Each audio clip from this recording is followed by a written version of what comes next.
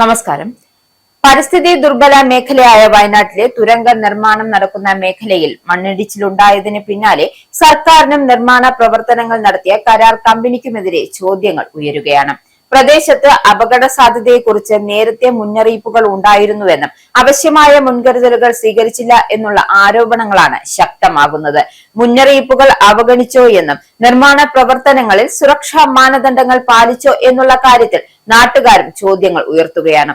1980 ശേഷം ഒട്ടേറെ ദുരന്തങ്ങൾ ഉണ്ടായ മേഖലയാണ് ഇതെന്നും നാട്ടുകാർ സാക്ഷ്യപ്പെടുത്തുന്നു.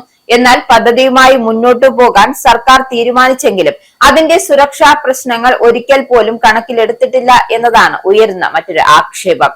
നിർമ്മാണ ചുമതലയുള്ള കൊങ്കൺ റെയിൽ കോർപ്പറേഷനും നിർമ്മാണം നടത്തിയ ദിലീപ് ബിൽഡ്കോൺ ലിമിറ്റഡ് എന്ന കമ്പനിയും ഗുരുതര വീഴ്ചയാണ് വരുത്തിയതെന്നാണ് ആരോപണം.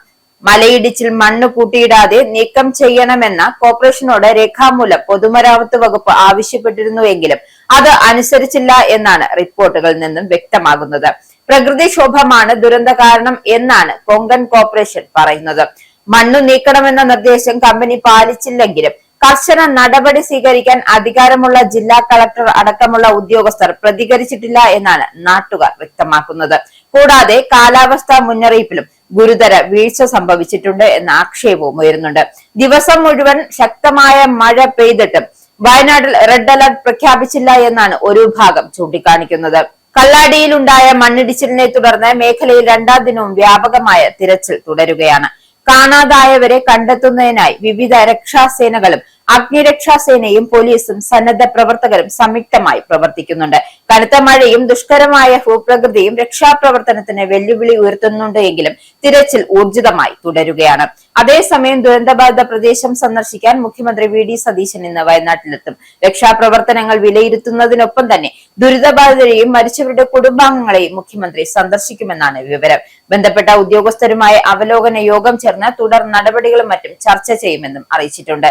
കഴിഞ്ഞ ദിവസം രാവിലെ 11:30യോടെയാണ് വയനാട്ടിലെ കള്ളാടിയിൽ തുരങ്കപാത നിർമ്മാണ മേഖലയോട് ചേർന്ന് മീനാക്ഷി പാലത്തിന് സമീപം ശക്തമായ മണ്ണിടിച്ചിലുണ്ടായത്. തുരങ്കപാത പദ്ധതി പ്രദേശത്തെ ജോലികൾ ഏർപ്പെട്ടിരുന്നവരും സുരക്ഷാ ജീവനക്കാർ, മേൽനോട്ട ചുമതലയുള്ള ജീവനക്കാർ എന്നിവരാണ് ദുരന്തത്തിന് ഇരയായത്. വയനാട് മേൽപ്പാടിയിൽ മണ്ണിടിച്ച ദുരന്തത്തിൽ കാണാതായവർക്ക് വേണ്ടിയുള്ള തിരച്ചിൽ ഇപ്പോഴും തുടരുകയാണ്. അതായത് കഴിഞ്ഞ ദിവസം ഉണ്ടായ തുരങ്കപാത നിർമ്മാണ മേഖലയിൽ അപകടത്തിൽ ഇനി കണ്ടെത്താനുള്ളത് കരാർ കമ്പനി ജീവനക്കാരടക്കം 5 പേരെയാണ്. ഇവർക്ക് വേണ്ടിയുള്ള തിരച്ചിലാണ് ഇപ്പോൾ ശക്തമായി തുടരുന്നത്.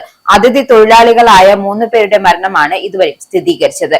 ഇവരുടെ മൃതദേഹങ്ങൾ കോഴിക്കോട് മെഡിക്കൽ കോളേജ് ആശുപത്രിയിൽ നിന്നും എംബാം ചെയ്ത് ഇന്ന് നാട്ടിലേക്ക് എയർലിഫ്റ്റ് ചെയ്യാനാണ് തീരുമാനം.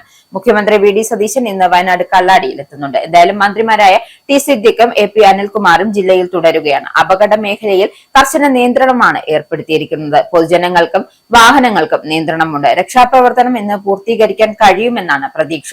ദുരന്തത്തിൽ പരിക്കേറ്റ് ചികിത്സയിൽ കഴിയുന്നവരുടെ ആരോഗ്യനില നിലവിൽ തൃപ്തികരമാണ്.